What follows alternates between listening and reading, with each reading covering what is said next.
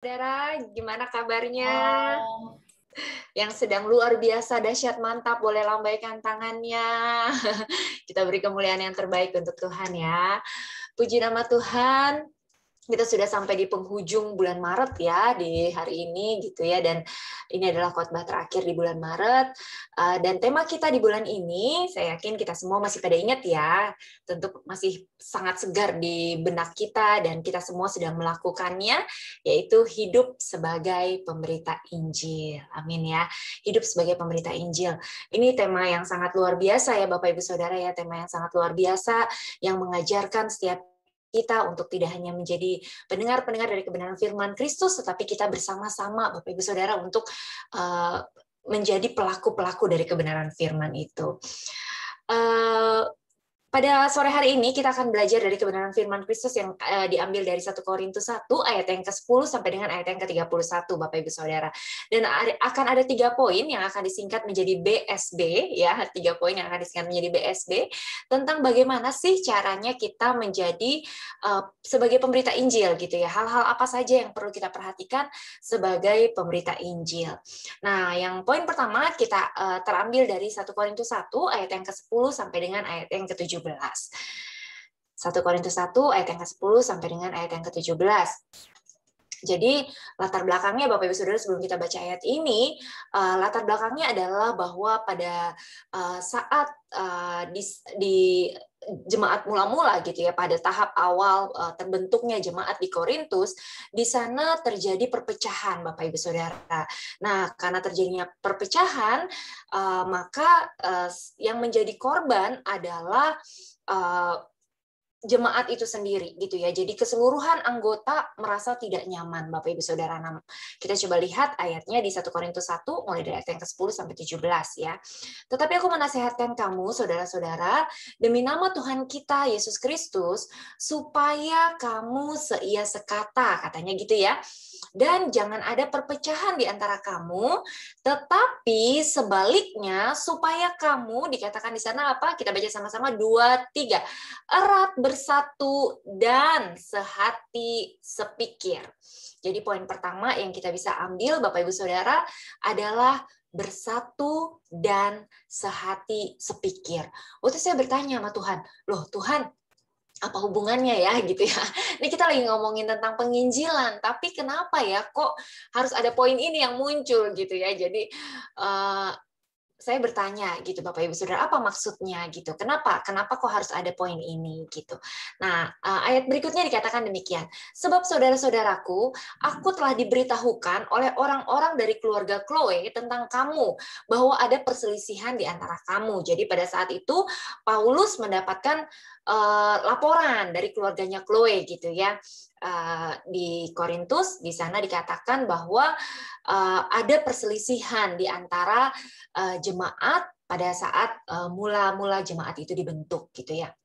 Nah, di sini Paulus memberikan jawaban Bapak Ibu Saudara, tetapi cara Paulus menjawab itu tidak hanya sekedar menjawab, tetapi Paulus memberikan satu pokok yang penting gitu ya, bahwa Paulus menyebutkan adanya masalah atau perselisihan itu di antara kamu ya. Jadi di situ di ayat yang ke-11 ya dikatakan ya bahwa dari keluarga Chloe tentang kamu bahwa ada perselisihan di antara kamu. Itu artinya apa? Artinya bahwa Rasul Paulus mau mengatakan bahwa dia nggak ikut di dalamnya gitu. Dia tidak ikut di dalam perselisihan tersebut gitu ya. Jadi Rasul Paulus menanggapi masalah itu dengan jelas dan Rasul Paulus sendiri menolak untuk menjadikan dirinya pemimpin dari salah satu kelompok atau menjadikan dirinya bagian dari salah satu kelompok. Ayat ke-12 dikatakan, yang aku maksudkan ialah bahwa kamu masing-masing berkata, aku dari golongan Paulus atau aku dari golongan Apolos, atau aku dari golongan Kefas, atau aku dari golongan Kristus. Ayat 13 dia berkata, adakah Kristus terbagi-bagi? Adakah Paulus disalibkan karena kamu? Atau adakah kamu dibaptis dalam nama Paulus? Aku mengucap syukur bahwa tidak ada seorang pun juga di antara kamu yang aku baptis selain Krispus dan Gaius. Sehingga tidak ada orang yang dapat mengatakan bahwa kamu dibaptis dalam namaku, katanya gitu ya. Juga keluarga Stefanus, aku yang membaptisnya. Kecuali mereka, aku tidak tahu entahkah ada lagi orang yang aku baptis. Nah, ayat yang ke-17 di sini Bapak Ibu Saudara dikatakan, sebab Kristus mengutus aku bukan untuk membaptis, tetapi untuk memberitakan Injil, Bapak Ibu Saudara. Nah, jadi ini sama ya sama kita ya. Kita diutus bukan untuk mendirikan satu golongan tertentu. Kita diutus bukan untuk mencari penggemar, kita diutus bukan untuk mencari popularitas, kita diutus bukan untuk mencari nama, kita diutus bukan untuk sibuk dengan kepentingan-kepentingan kita sendiri, tetapi kita diutus untuk memberitakan Injil.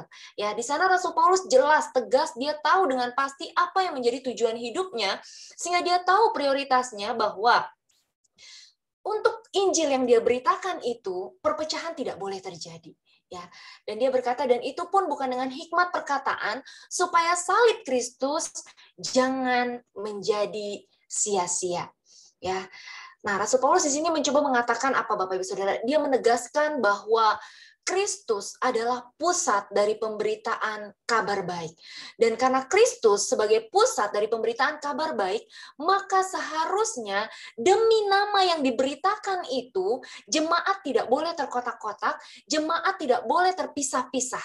Ya, bahkan Paulus menegaskan bahwa pusat pemberitaan Injil adalah Kristus yang disalib dan bangkit. Pusat pemberitaan Kristus bukan berita-berita yang lain.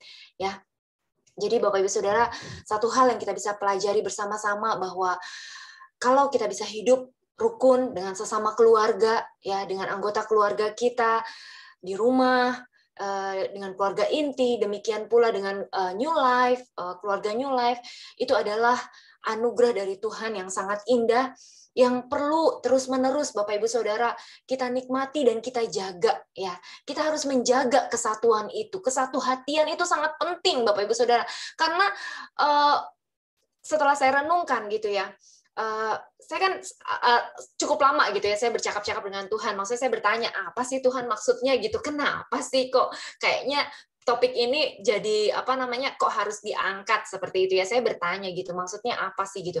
Tapi Tuhan menjelaskan kepada saya gini, alangkah sangat bohong ya kita berkata kita mengasihi orang yang di luar sana dan kita berkata kita mau memberitakan Injil kabar baik kepada orang di luar sana kalau hubungan kita ternyata dengan keluarga kita sendiri rupanya nggak harmonis misalnya seperti itu. Kalau ternyata kita susah untuk mengasihi orang-orang yang ada di dekat kita. Bapak Gembala selalu berkata bahwa pelayanan kita yang paling utama itu adalah pertama-tama keluarga kita sendiri. Jadi pastikan ya dalam rumah tangga kita tetap selalu ada kesatu hatian Bapak Ibu Saudara bersama-sama, ingat bersama-sama. Kita harus kompak gitu ya kata mama saya, ayo ting ting makan opak, yang penting kompak katanya. Jadi pokoknya harus selalu kompak Bapak Ibu ya. Jadi kita harus bersama-sama bersatu hati. Sadarlah bahwa tidak ada prinsip yang terlalu harus dipertahankan sampai gimana-gimana karena nama Yesus Kristus yang akan kita beritakan itu di atas segala-galanya. Nama Yesus yang kita beritakan itu lebih utama daripada topik terpenting apapun yang dunia ini bisa tawarkan. Amin Bapak Ibu Saudara. Jangan pernah menganggap apa yang kita anggap penting itu sebagai satu-satunya milik yang harus kita pertahankan sehingga kita akhirnya mengorbankan hubungan baik, mengorbankan bersama-sama dan satu hati ini gitu ya. Karena penting sekali kita menjaga kesatuhatian. Kemarin saya sama Tasya nonton satu acara ya di Disney di TV kebetulan. Jadi ada satu acara di mana menceritakan tentang kakak dan adik gitu, kakak dan adik yang dari kecil ternyata mereka berantem dan ketika mereka berantem akhirnya mereka hidup sendiri-sendiri masing-masing, orang tua mereka sudah pergi meninggalkan mereka gitu ya. Dan suatu ketika mereka dipertemukan secara nggak sengaja diminta untuk menyelesaikan satu misi rahasia menyelamatkan raja gitu dan di sana ketika mereka terus berantem akhirnya yang terjadi adalah masalah demi masalah terus-menerus terjadi. Tetapi ketika mereka bersatu hati, ketika mereka sama-sama saling merendahkan hati, mereka sama-sama menganggap yang lain lebih utama daripada dirinya sendiri, dan saat itulah ternyata ada satu kekuatan yang luar biasa, dan ternyata begitu powerful, mereka bisa menyelesaikan hal-hal yang besar, hal-hal yang sebenarnya tadinya di luar dari kemampuan mereka. Saya cuma mau katakan Bapak Ibu Saudara bahwa kalau dunia hari ini mengakui adanya kekuatan dari sinergi. Dunia hari ini mengakui adanya kekuatan dari bersama-sama bersatu hati. Bukankah seharusnya kita anak-anak Tuhan harus lebih lagi? Amin ya. Kita ada bukan untuk saling bersaing satu sama lain, untuk menjadi siapa yang lebih unggul, siapa yang lebih hebat. Sekali lagi kita ada bukan mau mencari penggemar, kita ada bukan untuk mencari popularitas gitu ya. Kita ada bukan untuk mencari pengikut, tetapi kita ada untuk menceritakan perbuatan-perbuatan Tuhan yang maha besar, yang maha dahsyat. Ya, Rasul Paulus menulis kepada jemaat di Korintus dengan cara yang sangat memohon, Bapak Ibu Saudara. Jadi sampai dikatakan, ini saya baca dari tafsiran ya Bapak Ibu. Jadi dikatakan bahwa dia sangat memohon ketersediaan mereka. Dikatakan, aku menasehatkan kamu saudara-saudara demi nama Tuhan kita Yesus Kristus, jika kamu menaruh rasa hormat kepada nama yang terkasih dan layak itu, yang olehnya kamu dipanggil, supaya kamu sepakat, katanya gitu. Supaya kamu sepakat. Yuk, mari kita sama-sama sepakat dengan satu nama, yaitu nama Yesus. Amin. Biarlah banyak perkara-perkara yang lain, banyak hal-hal yang lain yang mungkin kita belum bisa mengerti, yang mungkin kita belum bisa dapat jawabannya apa, yang mungkin masih membuat kita bingung dan puzzled hari ini gitu ya. Tetapi biarlah kita boleh punya satu keyakinan terhadap satu nama, yaitu nama Yesus, yang adalah nama di atas segala nama. Dan biarlah nama itulah yang menjadi prioritas utama di dalam kehidupan kita, jauh melampaui dari segala perbedaan-perbedaan yang mungkin ada hari ini gitu ya. Dikatakan di sana, jika kamu menaruh rasa hormat kepada nama yang terkasih dan layak itu, yang olehnya kamu dipanggil, supaya kamu sepakat, katanya. Supaya kamu seia sekata, katanya gitu ya. Hindari pemisahan dan perpecahan. Ini adalah terjemahan sesuai dengan teks aslinya, Bapak Ibu Saudara ya. Jadi hindari pemisahan dan perpecahan, yaitu semua kerenggangan kasih dari satu sama lain. Sedapat mungkin hendaknya kamu erat, bersatu, dan sehati sepikir, katanya gitu ya. Sedapat mungkin hendaknya kamu erat, bersatu, dan sehati sepikir.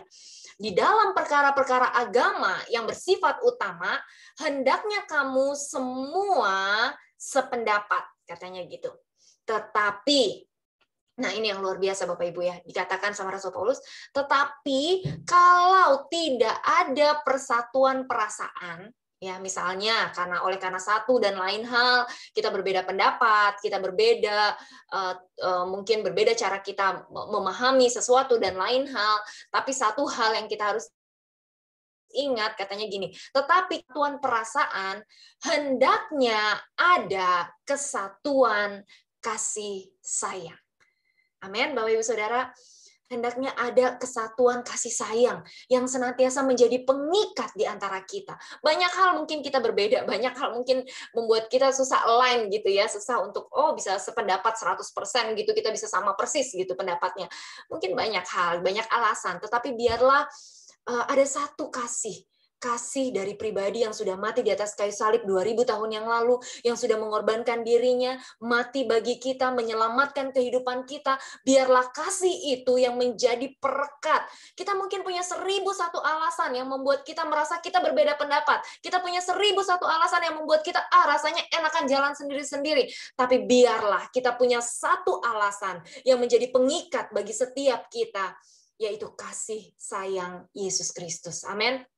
Kasih yang begitu besar, kasih yang lebih kuat dari dosa, kasih yang menemukan kehidupan kita, kasih yang menyelamatkan hidup kita, kasih yang nggak pernah meninggalkan kita. Biarlah kasih itu yang menjadi penyatu, pengikat, pengerat, sehingga kita bisa sehati dan sepikir.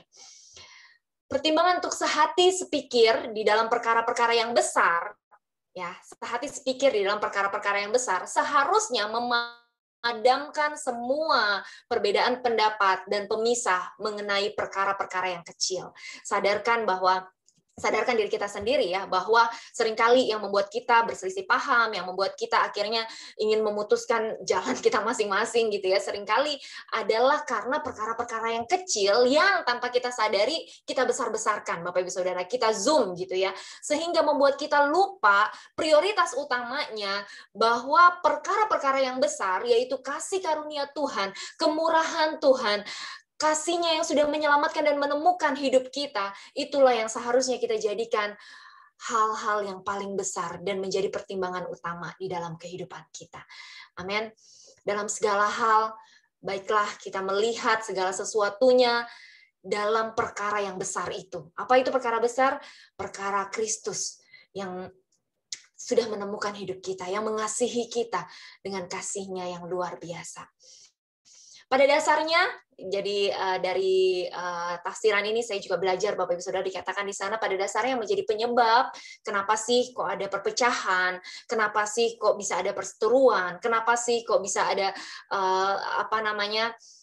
perselisihan gitu ya. Pada dasarnya yang menjadi penyebabnya adalah kesombongan, ya, kesombongan dari mereka atau kesombongan dari kita. Dan inilah yang membuat terjadinya pecah belah, Bapak Ibu Saudara, ada perpecahan gitu ya. Amsal 13 ayat 10, Amsal 13 ayat 10, firman Tuhan berkata, keangkuhan hanya menimbulkan pertengkaran, tetapi mereka yang mendengarkan nasihat mempunyai hikmat. Ya, keangkuhan atau kesombongan ini menimbulkan pertengkaran, Bapak Ibu Saudara. Jadi kalau kita udah mulai bertengkar gitu ya dengan saudara-saudara kita udah mulai merasa kita benar sendiri gitu ya, merasa yang lain nggak lebih benar daripada kita, itu artinya ada keangkuhan ya, tanpa kita sadari ada keangkuhan di dalam diri kita, karena keangkuhan itu hanya menimbulkan pertengkaran. Tapi bagi kita yang mau mendengarkan nasihat mempunyai hikmat. Jadi pada sore hari ini kita sama-sama belajar, Bapak Ibu Saudara, jangan biarkan keinginan daging kita yang menguasai diri kita. Jangan biarkan kita berusaha untuk menghimpun pengikut ya. Suami istri kadang-kadang kalau ada perbedaan pendapat cari suara terbanyak ya. Cari pengikut, anak-anak dipecah jadi dua. Itu saya sendiri alamin, Bapak Ibu Saudara. Jadi ya kita belajar sama-sama gitu ya. Kita ada di dunia ini bukan untuk mencari pengikut. Kita ada di dunia ini bukan untuk mencari popularitas, bukan untuk mencari nama. Kita ada untuk memberitakan nama Yesus yang adalah nama di atas segala nama. Dia pemilik langit bumi dan segala isinya. Dia pencipta segala yang ada, dan hanya nama Dia yang layak ditinggikan, layak diagungkan, layak dipuji, dan layak disembah, dan tidak ada yang lain. Amin, Bapak Ibu Saudara. Jadi bukan berbicara tentang aku, bukan berbicara tentang kamu, tapi berbicara tentang satu nama yang maha dahsyat, yaitu nama Yesus. Jadi jangan biarkan keinginan daging menguasai kita, jangan menghimpun pengikut untuk diri kita sendiri, melainkan yuk mari kita sama-sama dengan rendah hati, kita minta hikmat dan minta kekuatan dari Allah, supaya kita masing-masing bisa memberitakan Kristus dengan cara yang benar. Amin. Kita bisa memberitakan dan mengabarkan Yesus Kristus dengan cara yang benar. Merupakan anugerah sekali lagi yang sangat indah dari Tuhan kalau kita bisa hidup bersama dengan rukun, bisa sehati, bisa sepikir gitu ya Bapak Ibu. Tapi nggak tahu kenapa ya. Saya pun heran. Saya lihat di mana-mana. Kalau udah mulai banyak orang yang kumpul, entah kenapa gitu, ada aja nanti ribut gitu ya. Nggak punya teman, cari teman. Begitu udah ada teman, nanti ribut sendiri-sendiri. Saya kadang-kadang suka geleng-geleng kepala gitu. Sampai saya pernah bikin satu tulisan, Bapak Ibu, saya bilang gini, I just don't understand gitu. Maksud saya nggak ngerti gitu loh dengan kehidupan ini kadang-kadang gitu ya, lucu gitu, begitu kita nggak ada teman, kita cari teman. Begitu ada teman, nanti dilihat kelemahannya atau kekurangannya gitu ya. Tanpa kita sadari kita merasa benar sendiri, kita zoom dan lain sebagainya gitu ya. Tapi yuk, mari pada sore hari ini kita sama-sama belajar. Kita belajar untuk merendahkan hati, merendahkan diri, merendahkan pikiran, perasaan, dan kehendak kita. Kita taat pada kebenaran firman yang mengajarkan kepada kita untuk kita bisa bersatu dan kita bisa sehati dan sepikir. Cuma kadang-kadang gini ya, kenapa sih kok ngomongin soal perbuatan gitu ya? Kenapa sih kok ngomongin soal perbuatan? Bukankah kita seharusnya fokus kepada Yesus gitu ya? Bukankah kita seharusnya fokus aja sama keadaan kita secara rohani gitu ya? Bapak Ibu, kita coba lihat di Kolose 3 ayat 1 sampai 5. Kolose 3 ayat 1 sampai 5. Kenapa ya kok seolah-olah yang diomongin itu adalah apa yang harus kita perbuat gitu ya? Kenapa kok kita berbicara tentang perbuatan hari ini gitu ya? Nah, kita coba lihat di Kolose 3 ayat 1 sampai 5. Nah, firman Tuhan berkata seperti ini. Karena itu, kalau kamu dibangkitkan bersama dengan Kristus, carilah perkara yang di atas, di mana Kristus ada, duduk di sebelah kanan Allah. Pikirkanlah perkara yang di atas, bukan perkara yang di bumi, katanya ya. Dan ayat yang ketiga ini jelas banget, Bapak Ibu Saudara, dikatakan apa? Sebab kamu telah mati dan hidupmu tersembunyi bersama dengan Kristus di dalam Allah. Apabila Kristus yang adalah hidup kita menyatakan diri kelak, kamu pun akan menyatakan diri bersama dengan Dia dalam kemuliaan. Karena itu, nah ini ayat 5 nih, agak-agak unik Bapak Ibu. Coba kita lihat ayat 5, dikatakan di sana, karena itu matikanlah dalam dirimu segala sesuatu yang duniawi, yaitu percabulan, kenajisan, hawa nafsu, nafsu jahat, dan juga keserakahan yang sama dengan penyembahan berhala. Kalau kita lihat, kemarin saya diskusi juga sama Pak Gembala ya, ayat 3 dan ayat 5 kok kayaknya bertolak belakang. Satu sisi dikatakan, kamu sudah mati dan hidupmu bersembunyi bersama dengan Kristus di dalam Allah. Tetapi ayat 5 kan sudah mati nih. Ya, ayat 3-nya tadi udah jelas sudah mati. Tapi ayat 5 dibilang apa? Disuruh dimatikan lagi gitu ya. Mematikan lagi dalam dirimu segala sesuatu yang duniawi, yaitu percabulan, kenajisan, hawa nafsu, nafsu jahat, dan juga keserakahan yang sama dengan penyembahan berhala. Maksudnya apa ya Bapak Ibu Saudara? Maksudnya gini, kalau kita lihat dan kita sadari bahwa sebenarnya kita akui atau tidak ya, kita harus mengakui sebenarnya bahwa sebenarnya kita adalah manusia roh yang memiliki jiwa yang hidup di dalam daging. Dan hari ini, sampai hari ini, kita masih hidup di dalam daging, Bapak Ibu Saudara. Jadi harapan saya, jangan sampai kita alergi dengan khotbah-khotbah yang berbicara atau mengajarkan kita tentang bagaimana kita hidup benar di dalam kebenaran firman Kristus. Kita jangan sampai alergi dengan khotbah-khotbah yang berbicara tentang perbuatan. Amin ya Bapak Ibu Saudara ya. Karena memang selama kita masih ada di dalam daging ini gitu ya, daging ini lemah Bapak Ibu Saudara. Karena itu kita harus belajar menaklukkan pikiran, perasaan, dan kehendak kita. Kita belajar bersama-sama, bersatu hati nih Bapak Ibu Saudara, bersatu hati bersama-sama. Kita bersama-sama bergandengan tangan hidup di dalam kebenaran firman Kristus. Saya cuma kadang-kadang ya memejamkan mata dan saya cuma membayangkan Bapak Ibu. Bayangkan ya, berapa banyak anak-anak Tuhan yang ada di New Life ya. Berapa banyak anak-anak Tuhan hari ini di Kota Batam. Kalau kita sepasukan bala tentara sorga nih. Ya saya kadang-kadang cuma merem mata gitu dan saya ngebayangin Bapak Ibu Saudara betapa indahnya bila saudara-saudara seiman kita hidup dalam persekutuan yang rukun, yang penuh damai sejahtera. Lalu kita sama-sama nggak sibuk mempersoalkan, nggak sibuk memperselisihkan, nggak sibuk meributkan gitu ya hal-hal yang tidak esensi, tetapi kita fokus semuanya pada Yesus Kristus dan apa yang Dia rindu kita lakukan di dalam kehidupan ini.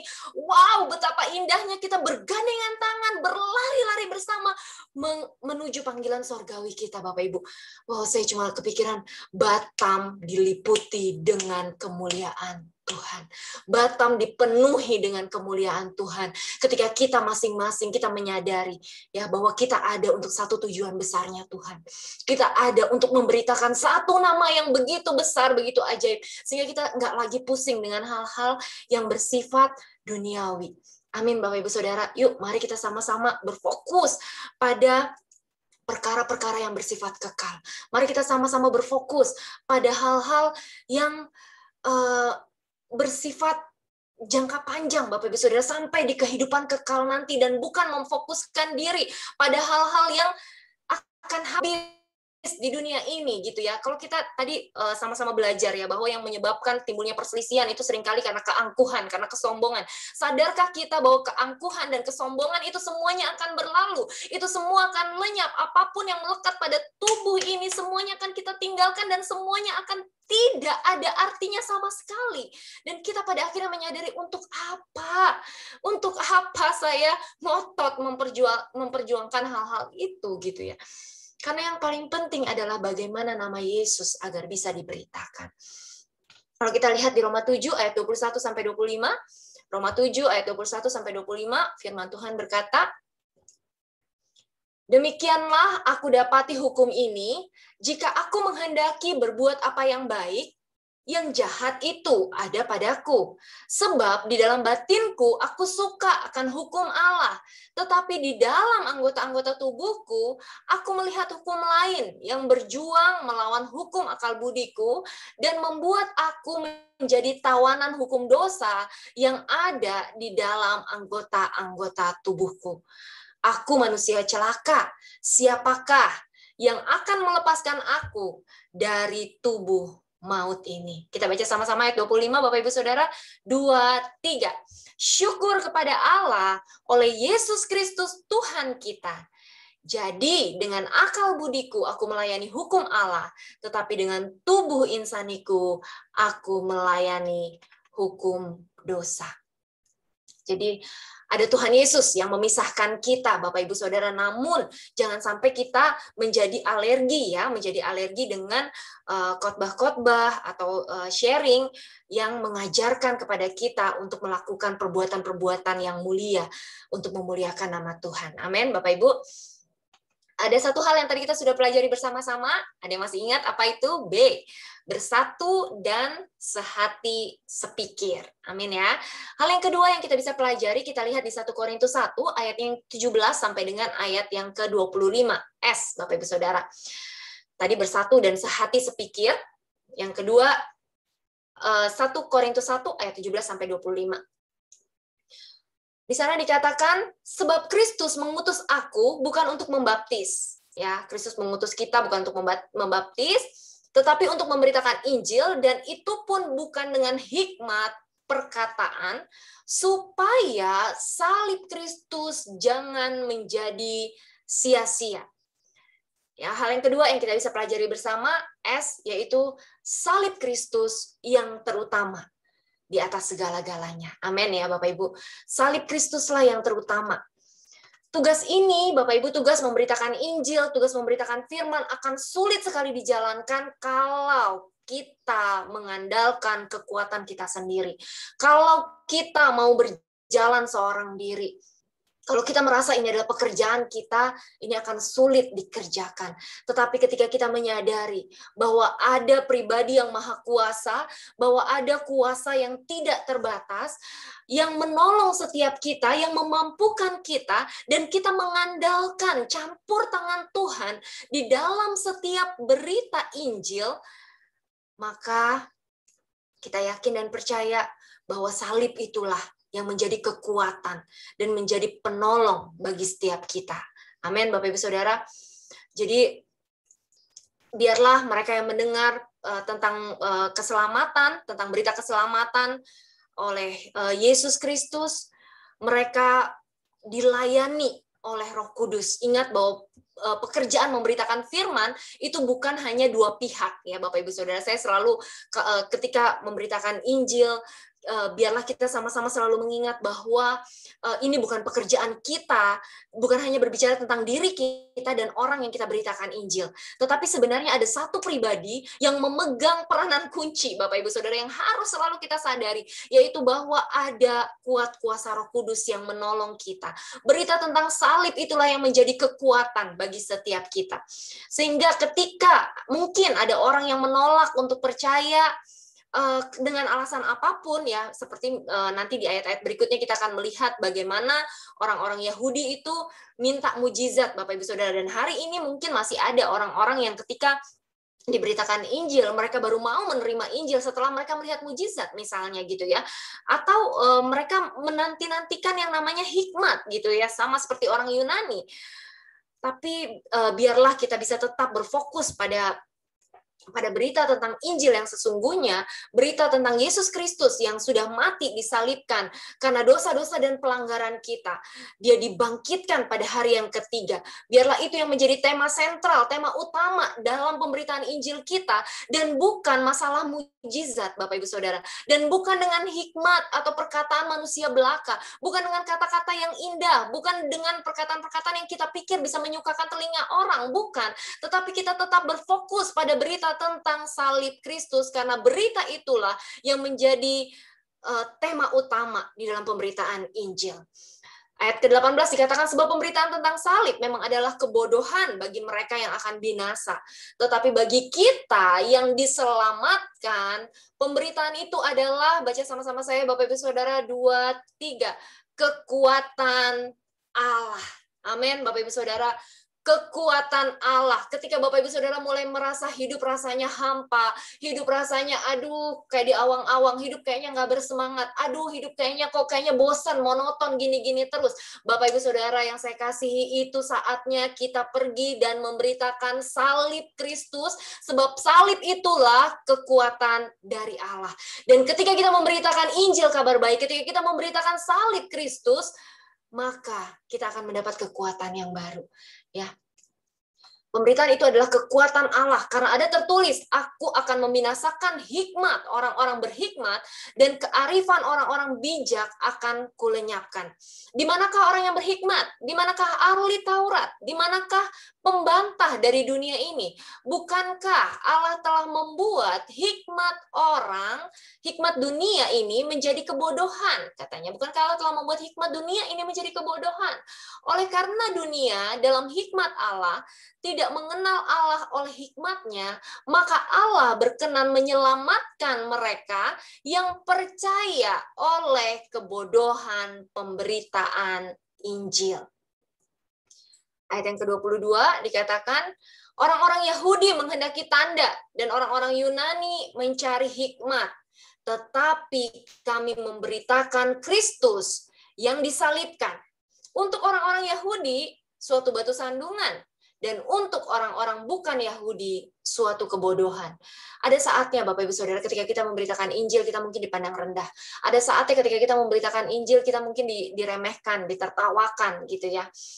Tapi percayalah bahwa berita Injil itu adalah kekuatan dari Allah. Dan percayalah bahwa kebenaran firman Tuhan tidak akan pernah kembali dengan sia-sia. Dia akan tetap menghasilkan buahnya. Mungkin kita tidak akan bisa melihat, mungkin kita tidak melihat, atau kita belum melihat dalam 1-2 hari, Bapak Ibu Saudara. Tetapi percayalah bahwa kebenaran firman ini pasti akan menghasilkan buahnya. Paulus menekankan di sini bahwa pusat semua kegiatan perkabaran Injil kepada manusia berdosa adalah karya penyelamatan Allah. Ya, jadi fokus utamanya adalah karya penyelamatan Allah, Bapak Ibu Saudara ya. Fokus utamanya bukanlah masalah ekonomi, fokus utamanya bukanlah masalah rumah tangga, fokus utamanya bukan di sana, tetapi fokus utamanya adalah karya penyelamatan Allah, yang mana oleh karena kematiannya kita beroleh kehidupan, yang mana oleh karena dia mengalami kutuk, kita boleh mengalami berkat-berkat yang berkelimpahan, yang mana oleh karena dia mengalami bilur-bilur, dia dilukai, kita boleh mengalami kesembuhan yang sempurna di dalam nama Yesus, yang mana ketika dia direndahkan, ketika dia dihina, ketika dia dimahkotai duri, kita boleh diubahkan menjadi pribadi yang mulia, kita boleh mengalami kehidupan yang berkemenangan, kita boleh diubahkan menjadi manusia-manusia yang baru melalui kematiannya. Dan yang paling penting dari itu semua, Bapak Ibu Saudara, kita memperoleh kepastian akan kehidupan kekal. Kita yang seharusnya menerima penghukuman kekal akibat dosa-dosa dan pelanggaran kita yang seharusnya dibuang di dalam api neraka, tetapi oleh karena kasih dan kemurahannya, karya keselamatan yang begitu luar biasa, itulah yang menyelamatkan kita dan menjadikan setiap kita layak untuk menikmati surganya yang begitu indah. Ya, jadi biarlah berita ini yang menjadi fokus utama dari pemberitaan kita, Bapak Ibu Saudara. Stop melihat ketidakmampuan kita, stop melihat, oh rasanya saya nggak punya apa-apa, oh rasanya saya nggak bisa bilang apa-apa, oh rasanya mungkin kehidupan saya belum sempurna, sehingga saya rasanya belum mampu untuk memberitakan dan lain sebagainya. Begitu banyak alasan mungkin yang hari ini ada di benak kita, tapi biarlah Bapak Ibu Saudara kita boleh sama-sama belajar pada sore hari ini, kita mau berfokus hanya kepada berita tentang salib Kristus. Amin. Kita mau berfokus hanya pada berita tentang salib Kristus. Ayat 24 dikatakan, tetapi untuk mereka yang dipanggil, baik orang Yahudi maupun orang bukan Yahudi, Kristus adalah kekuatan Allah dan hikmat Allah. Bapak Ibu Saudara, ketika kita ngerasa kita nggak punya hikmat, kita nggak punya kekuatan, Yesus Kristus adalah kekuatan dan hikmat dari Allah. Amin. Dan di tempat ini kita bersyukur Bapak Ibu Saudara, kita diberi kesempatan untuk terus-menerus upgrade diri, upgrade skill. Kita diperlengkapi Bapak Gembala dengan penuh kasih yang membuatkan buku-buku buat kita. Yuk, jangan dibiarkan begitu saja. Kita diberikan kesempatan untuk melayani raja di atas segala raja, yang itu adalah hak istimewa bagi setiap kita. Yuk, jangan kita anggap sepele dan kita parkir gitu ya. Kita parkir begitu saja. Kita pikir cadanganlah nanti suatu saat saya perlu, saya baru akan ke sana.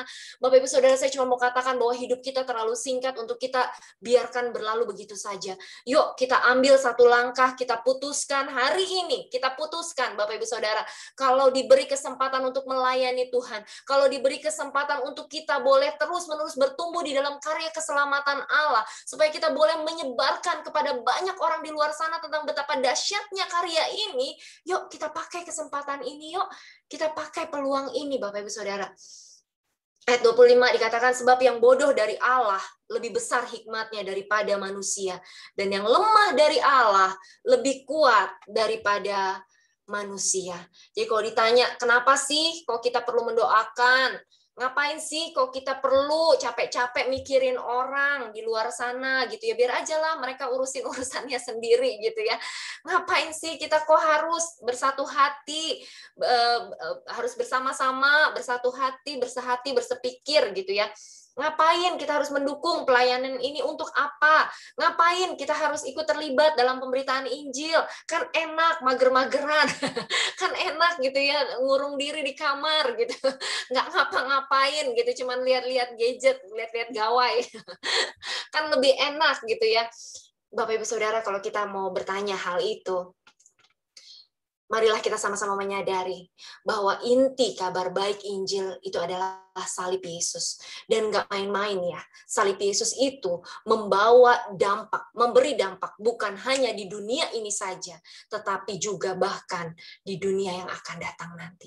Jadi dampaknya itu kekal, Bapak Ibu Saudara. Dampaknya luar biasa dan dampaknya nggak terbatas. Dampaknya nggak bisa terkatakan, saking begitu besarnya, begitu luar biasanya. Dan kalau Bapak Ibu Saudara bayangkan ya, ada orang yang diselamatkan juga nggak cuman bicara tentang dampak di kehidupan sesudah kematian, tetapi juga lintas generasi, memberikan dampak yang begitu luar biasa. Ya, salib, tidak ada jalan keluar lain bagi masalah manusia hari ini. Tidak ada jalan keluar yang lain selain salib. Ya, kenapa sih kok Yesus harus rela disalibkan? Kalau ada cara lain yang bisa memberikan jaminan hidup kekal bagi kita, kenapa Yesus harus mati? Kan gitu ya. Salib menceritakan tentang isi hati Allah kepada manusia. Kerinduan Tuhan agar tidak ada satupun yang binasa, tetapi agar semua orang boleh diselamatkan. Dan karena hidup yang kita hidupi sekarang di dalam daging bukan kita lagi, melainkan Kristus yang hidup di dalam kita, saya yakin dan percaya bahwa hati Kristus ada di dalam hati setiap kita. Amin. Hati Kristus ada di dalam hati setiap kita. Dan kalau hati Kristus adalah jiwa-jiwa, maka hari ini saya yakin dan percaya hati setiap kita juga pasti rindu ingin membawa jiwa-jiwa kembali kepada Tuhan. Ya, salib inilah hanya salib satu-satunya yang membentangkan, yang menceritakan tentang isi hati Allah. Dan di saat yang bersamaan, hanya salib satu-satunya yang dapat menelanjangi atau membukakan kondisi real manusia hari ini. Kondisi real keadaan hati manusia saat ini. Izinkan cara pandang Kristus membuat kita melihat lebih dalam di balik penampakan luar dari kehidupan orang yang kita jumpai di dalam sehari-hari kita, ya. Mungkin kita lihat, oh ada orang yang berhasil secara materi. Oh, kita lihat ada posisi yang luar biasa yang sudah mereka capai di dalam pekerjaan. Oh, ada orang-orang yang kelihatannya begitu bahagia, bercanda, ketawa sini sana gitu ya. Kelihatannya bahagia rumahnya gitu ya. Tapi pertanyaan terbesar, adakah kebahagiaan dan kesukaan kekal di dalam hati mereka? Gitu ya. Mari kita melihat dengan kacamata salib gitu ya. Kita melihat dengan kacamata yang sebenarnya, tidak hanya melihat segala sesuatunya dari permukaan, dari apa yang daging ini bisa lihat gitu ya. Tetapi kita melihat jauh ke dalam kekekalan. Kita melihat apakah ada kesukaan mereka, apakah mereka mengenal anugerah Allah di dalam Kristus Yesus, apakah mereka punya kepastian, keselamatan sesudah mereka selesai dari dunia ini. Sebaliknya pada orang-orang yang mungkin kelihatannya lemah gitu ya, yang kelihatannya nggak berarti di mata masyarakat, orang-orang yang wajahnya kuyu, yang tubuhnya lemah, tertekan beban yang berat, terlihat begitu banyak kemelut kehidupan. Adakah di dalam hati kita jeritan kacamata Kristus, jeritan Kristus akan hati-hati, akan jiwa-jiwa, jeritan Kristus yang memiliki kerinduan yang sangat luar biasa untuk mengubahkan kehidupan mereka, untuk memperbaharui kehidupan mereka, untuk membawa pemulihan bagi keluarga mereka. Yuk, mari kita melihat segala sesuatunya dengan kacamata salib, Bapak Ibu Saudara. Amin. Kacamata salib, bahwa salib adalah yang segala-galanya. 1 Timotius 2 ayat 3-4. 1 Timotius 2 ayat 3-4 firman Tuhan berkata, itulah yang baik dan yang berkenan kepada Allah, Juru Selamat kita, yang menghendaki supaya, yuk kita baca sama-sama yuk, 2, 3. Semua orang diselamatkan dan memperoleh pengetahuan akan kebenaran. Ya, jadi tidak hanya sekedar semua orang diselamatkan, tetapi terlebih lagi juga memperoleh pengetahuan akan kebenaran, Bapak Ibu Saudara. Jadi yuk kita sama-sama bertumbuh di dalam kebenaran salib itu, jangan alergi dengan pengajaran-pengajaran yang mengajarkan kita untuk hidup dengan benar gitu ya, dengan cara hidup yang benar. Jadi salib itulah kekuatan bagi setiap kita. Amin. Ada 2 hal yang kita sudah pelajari bersama-sama pada sore hari ini. Hal yang pertama, ada yang masih ingat? Bersatu dan sehati sepikir. Amin ya, bersatu dan sehati sepikir. Hal yang kedua yang kita bisa ingat bersama-sama, biarlah kita menjadikan salib Kristus menjadi yang terutama dan bukan yang lain. Amin. Salib Kristus yang terutama. Dan hal yang ketiga yang kita bisa pelajari bersama, B, 1 Korintus 1 ayat 26 sampai dengan ayat yang ke-31. 1 Korintus 1 ayat 26 sampai 31 firman Tuhan berkata, ingat saja saudara-saudara, bagaimana keadaan kamu ketika kamu dipanggil. Menurut ukuran manusia, tidak banyak orang yang bijak, tidak banyak orang yang berpengaruh, tidak banyak orang yang terpandang, katanya ya. Tetapi, ayat 27, apa yang bodoh bagi dunia, dipilih Allah untuk memalukan orang-orang yang berhikmat, dan apa yang lemah bagi dunia, dipilih Allah untuk memalukan apa yang kuat. Dan apa yang tidak terpandang dan yang hina bagi dunia, dipilih Allah, bahkan apa yang tidak berarti, dipilih Allah untuk meniadakan apa yang berarti. Ayat 19, supaya, kita baca sama-sama yuk, 2, 3. Supaya jangan ada seorang manusia pun yang memegahkan diri di hadapan Allah. Hal ketiga yang kita bisa pelajari, Bapak Ibu Saudara, dari ayat ini, nanti kita akan lihat sampai dengan ayat yang ke-31, B, yaitu bermegah di dalam Tuhan. Biarlah kita tidak bermegah di dalam apa yang bisa kita lakukan, di dalam pekerjaan-pekerjaan atau perbuatan kita, tetapi biarlah kita boleh bermegah hanya di dalam satu nama, yaitu nama Tuhan, Bapak Ibu Saudara. Kalau kita lihat ya dari di 1 Korintus 1 ayat yang ke-27 ya, jadi di sana dikatakan tetapi apa yang bodoh bagi dunia dipilih Allah. Dikatakan gitu ya. Nah, ini merupakan sebuah aorist middle indikatif, Bapak Ibu Saudara. Maksudnya apa? Maksudnya adalah ini waktu saya belajar hal ini, Bapak Ibu, saya merinding banget ya. Karena luar biasa banget, ternyata keren banget. Dikatakan begini, Allah sendiri yang telah memilih kita untuk memanifestasikan kuasanya melalui kaum yang lemah, sehingga tidak akan ada keraguan siapa yang harus menerima kemuliaan. Saya cuma merenung ya Bapak Ibu, tadi selesai ibadah pagi sempat ngobrol sama Ailina gitu ya. Ailina berkata, tadi saya sempat sharing di ibadah pagi bahwa bukankah sebuah hal yang sangat luar biasa ya, di tengah miliaran orang, di tengah sebenarnya banyak sekali orang di dunia ini, bumi ini penuh ya, penuh sesek sama manusia gitu ya. Tapi kenapa harus kita? Kenapa bukan yang lain? Kenapa harus diri ini gitu yang dipilih gitu ya. Tadi ngobrol-ngobrol sama Ailina, saya semakin sampai di rumah saya merenung lagi gitu. Benar juga Ailina bilang gini, saya sekolah nggak gitu pinter gitu. Sama saya bilang iya saya juga sama gitu. Saya juga sekolah nggak pinter-pinter amat gitu. Kalau sama Pak Gembala kadang-kadang suka bercanda-bercanda gitu. Kalau kami sekolah bukannya lulus tapi lolos. Bisa selamat aja udah syukur. Jadi ngerasanya aduh pinter juga enggak gitu ya, tampang juga ala kadarnya kan gitu ya, pas-pasan lah gitu, rasanya semuanya pas-pasan gitu. Tapi kenapa gitu? Kenapa harus kita? Kenapa harus saya? Kenapa harus Bapak Ibu Saudara sekalian? Kenapa? Kenapa gitu ya? Kadang kita bertanya kenapa? Kita nggak tahu gitu ya. Kita nggak tahu apa jawabannya. Di tengah gitu banyaknya orang, kenapa harus kita secara khusus yang dipilih dan diambil sama Tuhan untuk menjadi milik kepunyaannya yang begitu berharga di matanya, Bapak Ibu Saudara? Ternyata jawabannya ini. Tuhan Allah sendiri yang memilih kita untuk memanifestasikan kuasanya melalui kaum yang lemah.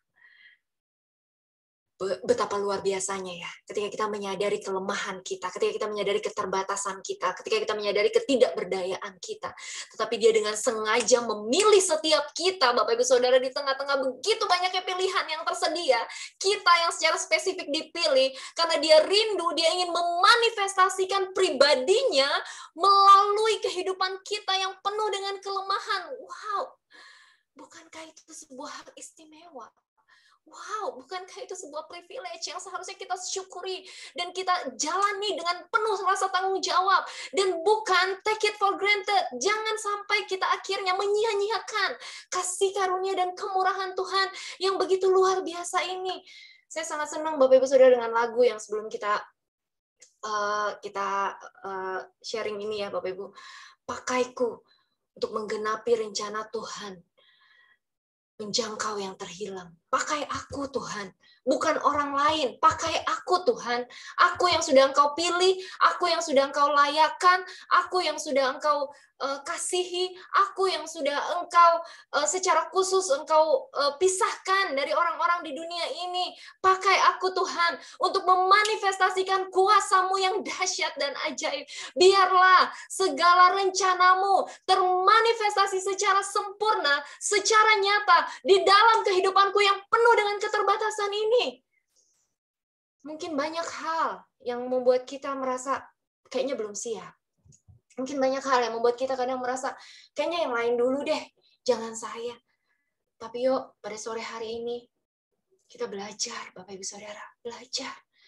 Hak istimewa dari Tuhan, jangan sia-siakan kesempatan ini. Kalau kita masih boleh melayani, kalau kita masih boleh dipakai sama Tuhan, ya kita yang lemah, sehingga tidak akan ada keraguan. Bapak Ibu Saudara, ini juga sangat menggelitik bagi saya ya, benar banget Tuhan gitu ya. Sehingga tidak akan ada keraguan siapa yang harus menerima kemuliaan.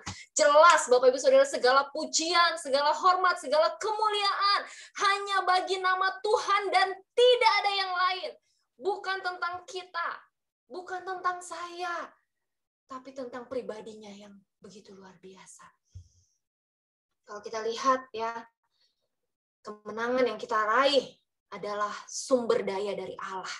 Mutlak, Bapak Ibu Saudara, itu adalah sumber daya dari Allah. Sama sekali bukan karena prestasi, bukan karena kehebatan, bukan karena kuat dan gagah kita. Efesus 2 ayat 9, Efesus 2 ayat 9 firman Tuhan berkata, kita semua hafal ya ayatnya ya. ayat yang sering kita ulang-ulang, itu bukan hasil pekerjaanmu, jangan ada orang yang memegahkan diri. Ya, itu bukan hasil pekerjaan kita. Jangan biarkan kita menjadi orang yang memegahkan diri. Ayat 30, 1 Korintus 1 ayat 30, ayat yang terakhir, Bapak Ibu Saudara, kita baca yuk. Tetapi oleh Dia kamu berada di dalam Kristus Yesus yang oleh Allah telah menjadi hikmat bagi kita. Ia membenarkan dan menguduskan dan menebus kita. Karena itu seperti ada tertulis, barang siapa yang bermegah, hendaklah ia bermegah di dalam Tuhan. Ya, barang siapa yang bermegah, hendaklah ia bermegah di dalam Tuhan. Yuk kita baca ulang yuk sama-sama yuk, mumpung ayatnya sudah ditampilkan. Kita baca mulai dari barang siapa ya. Kita baca 2, 3. Barang siapa yang bermegah, hendaklah ia bermegah di dalam Tuhan. Biarlah kita semua tidak hanya berfokus pada diri kita sendiri, stop berkata saya nggak mampu ini, saya nggak bisa itu, saya rasanya belum layak, saya rasanya belum waktunya, biar yang lain dulu. Stop Bapak Ibu Saudara, sudah. Yuk, marilah kita bermegah di dalam Tuhan. Marilah kita berfokus pada salib Kristus yang terutama di dalam kehidupan ini, bukan tentang kita. Ya, ada 3 hal yang kita sudah pelajari bersama-sama pada sore hari ini. Ada yang masih ingat apa aja? Yuk kita ulang sama-sama yuk. Yang pertama, bersatu dan sehati serta sepikir. Amin. Hal kedua, salib Kristuslah yang terutama dan bukan yang lain. Dan hal yang ketiga, bermegah di dalam Tuhan. Terima kasih. Sekian dari saya. Tuhan Yesus memberkati. Mari kita berikan kemuliaan bagi nama Tuhan.